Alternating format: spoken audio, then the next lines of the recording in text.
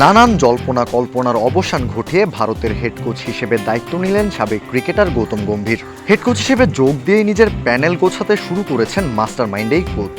ভারতীয় গণমাধ্যমগুলোর রিপোর্ট বলছে ভারতের বোলিং কোচ হিসেবে গম্ভীরের পছন্দের তালিকায় আছেন সাবেক প্রোটিয়া পেসার মর্নে মর্কেল। গণমাধ্যমগুলোর দাবি মর্নে মর্কেলকে পেতে বিসিসিআইয়ের কাছে তার নাম প্রস্তাব করেছেন গম্ভীর নিজেই। ক্রিকবাজও বলছে ভারতের বোলিং কোচ হওয়ার দৌড়ে এগিয়ে আছেন মর্কেল, তবে তাকে লড়তে হবে সাবেক ভারতীয় পেসার জহির খান, বালাজি এবং বিনয় কুমারের সাথে, কারণ তারাও আছেন ভারতের বোলিং কোচ হওয়ার সম্ভাব্য তালিকায়। স্বদেশী এত পেসার আছেন যাদের সামর্থ্য আছে ভারতের বোলিং কোচ হিসেবে দায়িত্ব পালন করার।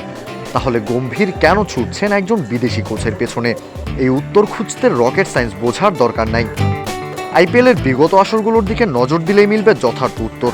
আইপিএল দল লখনৌ সুপার জায়ান্টসের মেন্টর হিসেবে টানা 2 বছর কাজ করেছেন গৌতম গম্ভীর।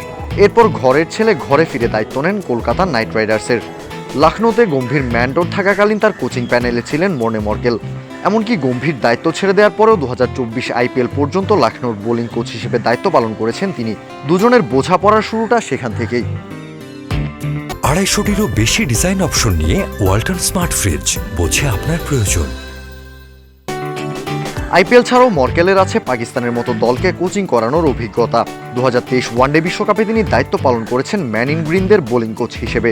ক্রিকেট থেকে অবসরে যাওয়ার আগে বর্ণাঢ্য ক্যারিয়ার গড়েছেন মর্কেল। সব ফরম্যাট মিলিয়ে সাউথ আফ্রিকার জার্সি গায়ে তিনি ম্যাচ খেলেছেন 247টি, আর এই 247 ম্যাচে উইকেট শিকার করেছেন 544টি। কাউসার শান্ত, ক্রিক ফ্রেঞ্জি।